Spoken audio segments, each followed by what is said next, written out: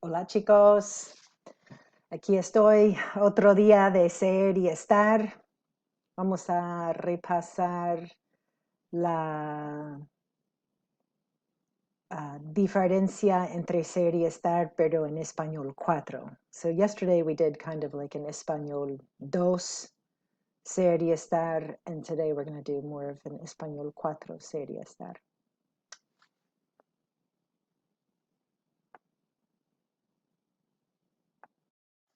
Hola chicos, buenos días.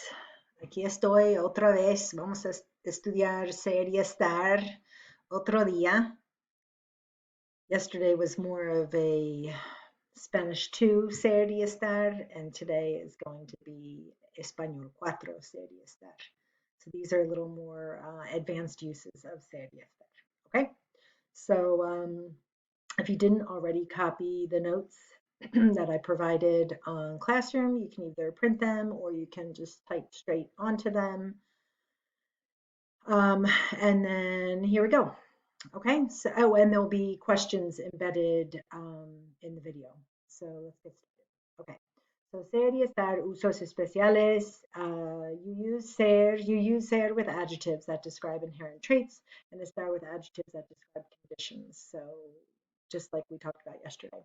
However, with some adjectives, you can use either ser or estar, but with a different shade of meaning. So it can either change the meaning totally, or it kind of just gives it like a different level or a different idea. So the ones on the left we have here are all the ser ones, and the ones on the right are estar. So let's look at this one. The speaker consists of, the speaker considers the characteristic inherent or expected. And then the estar version is the speaker expresses a subjective opinion. So we all love to give our opinions, and you'll use estar to do that. So this is often expressed in English with to look a certain way or to seem interesting or whatever, to seem, to feel, or to taste.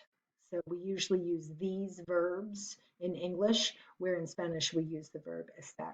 Okay. So number one, it says, Nuestro jefe es callado. Our boss is a quiet guy. He doesn't say much. But today, he seems quiet. So you can say, Nuestro jefe está callado hoy.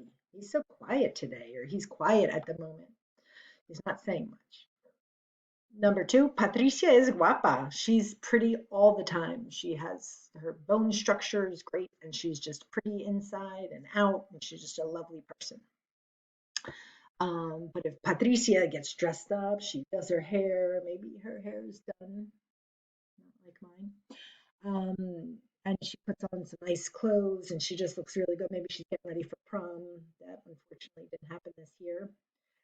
Anyway, so you'll say, Vaya, qué guapa está Patricia hoy. Maybe she took a shower. I don't know where this is going. Let's start again.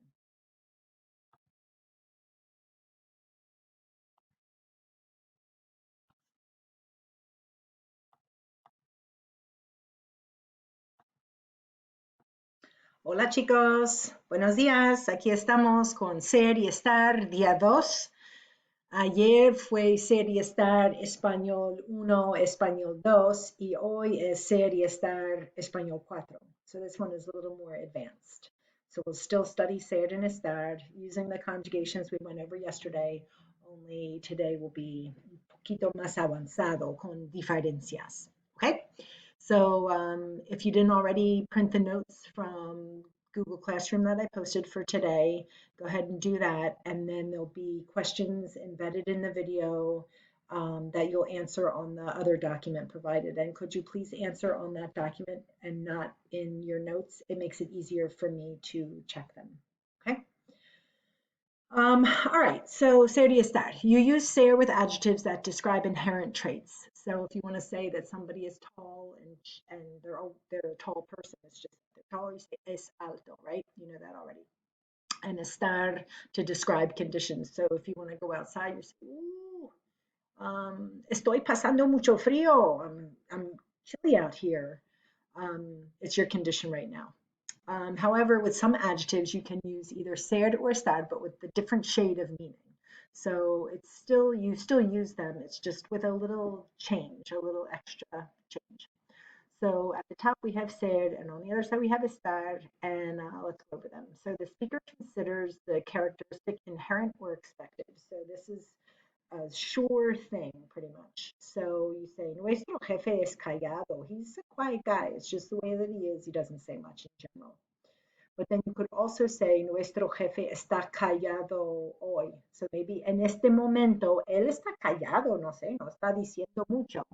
He's just kind of quiet right now. I don't know why. He's not normally like that. Okay?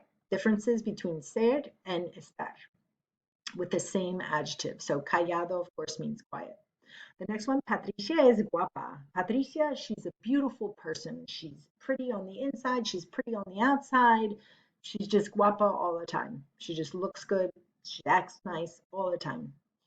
But then over here, if Patricia está en cuarentena, but maybe she took a shower this morning and she did her hair and she got dressed, you say, wow, vaya Patricia, qué guapa estás hoy.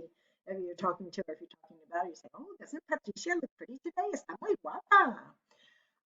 So maybe you get dressed today or tomorrow, and when you come down, you can think to yourself, ay, qué guapa estoy. And boys, you say, ay, qué guapo, I look good today. Okay.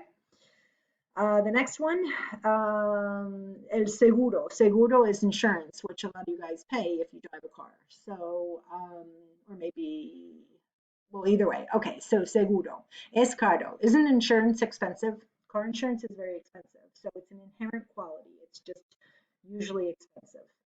But then if you're shopping around looking for different insurance, you can say, el seguro de esa compañía está caro. So that one business has expensive insurance and you're surprised by it. Tu hijo es muy alto. Oh, your son is so tall. He's just a tall guy. But during quarantine, I don't know if you guys are kind of already grown, but my son's, oh my goodness, David, he's going to be taller than me soon. And he just keeps growing every day. I guess quarantine suits him. So a friend stopped by the other day and we stood more than 6 feet apart and we were chatting and David came out and she said, oh my God, he's so tall. But in Spanish, she spoke Spanish. She would say, ay, qué alto está tu hijo. So he looks so much taller than the last time I saw him. And then number 5, el café es bueno. Just in general, I love coffee. It's a good drink. If you love orange juice, it's your fave to drink. Then you say, el jugo de naranja es buena. Or bueno, sorry. It's just inherently good and it's good for you too, right? And then if you sip a little coffee and you say, ooh, el café está bueno. This coffee right here that I'm drinking is good. So it tastes really good. So whenever you talk about food, which is really nice to say to a chef, so or to someone if you're at their house, like if you know any friends who are Spanish speakers, or if your grandma or grandpa or whoever is a Spanish speaker, and you're eating something that they made, you say, "Ay, abuela, está buenísima la comida," and she'll be like, "Oh, thanks," because that food right there is good. Okay, here's a little extra thing that's not in your notes, but it's kind of so this one says, ella or él es buena or bueno. So that means they're an angel, they're a really good person. But summer's coming up and you guys will hopefully go to the beach or you'll go to a lake or somewhere fun with your fam and maybe you'll see a pretty girl or a cute boy. And if you see them, you will say, Oy, esta chica está buena. She looks good. Or I think in English, you would probably say she's hot. And if you see a cool guy with some sunglasses and some lamb chops, girls, you'd be like, yes, está bueno. He's really cute. So these are funny. They're not in your notes, but you can add them. Okay. So right now you're going to answer questions number 1 and 2. So get ready. Here's question number 1. ¿Quién es tu amigo más callado? ¿Cómo se llama? El nombre. ¿Cuál es el nombre de tu amigo que es más callado? ¿Quién es más callado? Es número 1. Número 2. ¿Qué comiste ayer que estaba buenísima, que estaba muy rica? ¿Qué comiste ayer que estaba muy buena o muy rica? Okay? Estas son las dos preguntas. All right, we're going to keep going. So now in the second part, this is the second part of your notes. And in the second part, we're still working with adjectives. And these actually change meaning totally. So it doesn't have like different subtle changes, but these change the whole meaning.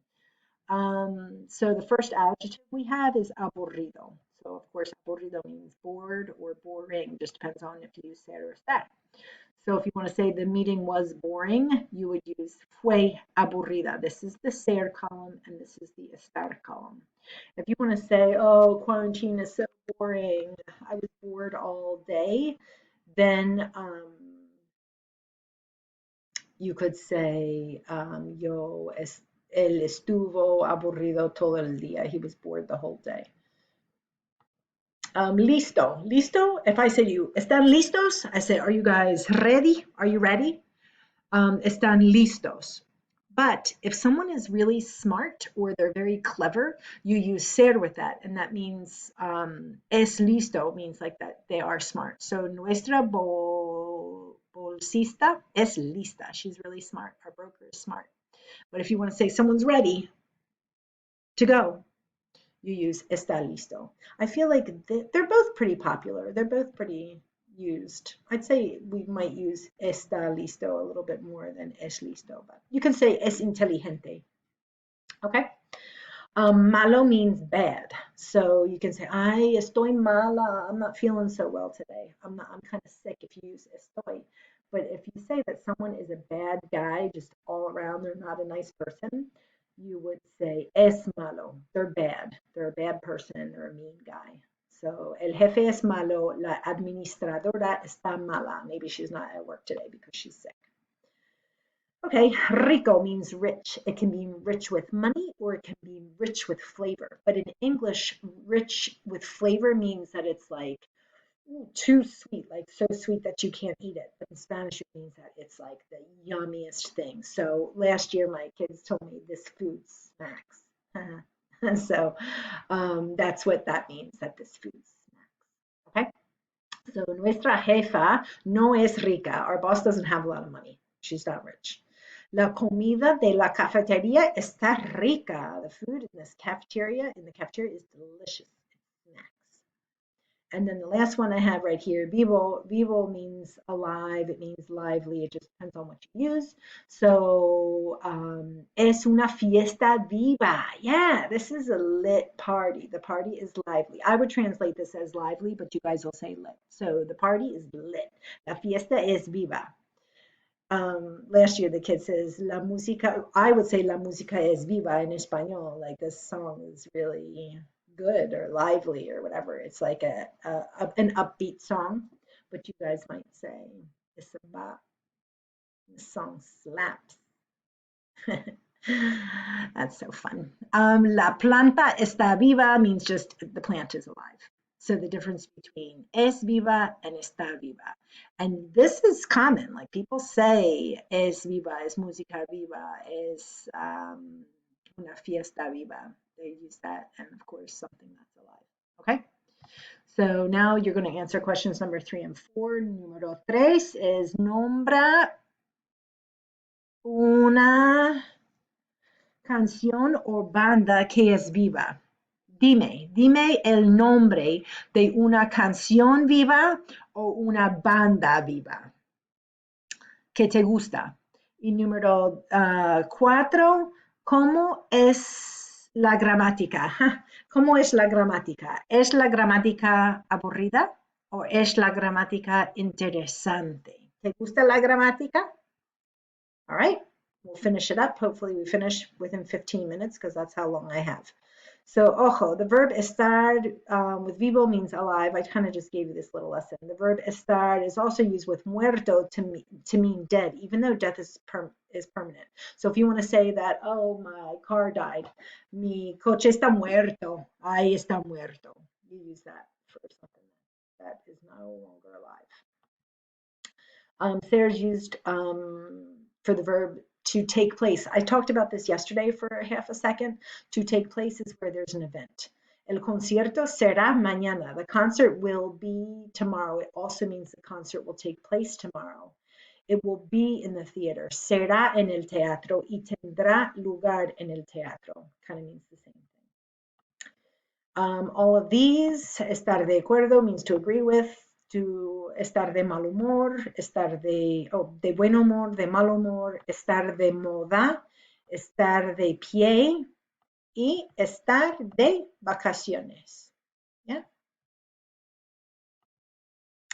Okay, as you've already learned, ser is used to express origin, characteristic, you can read all that.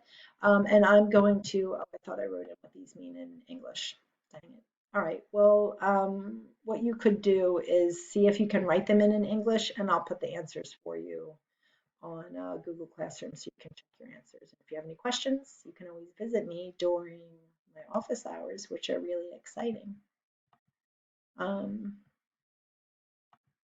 Okay, I think that's it. Thanks for watching, kids. Adios.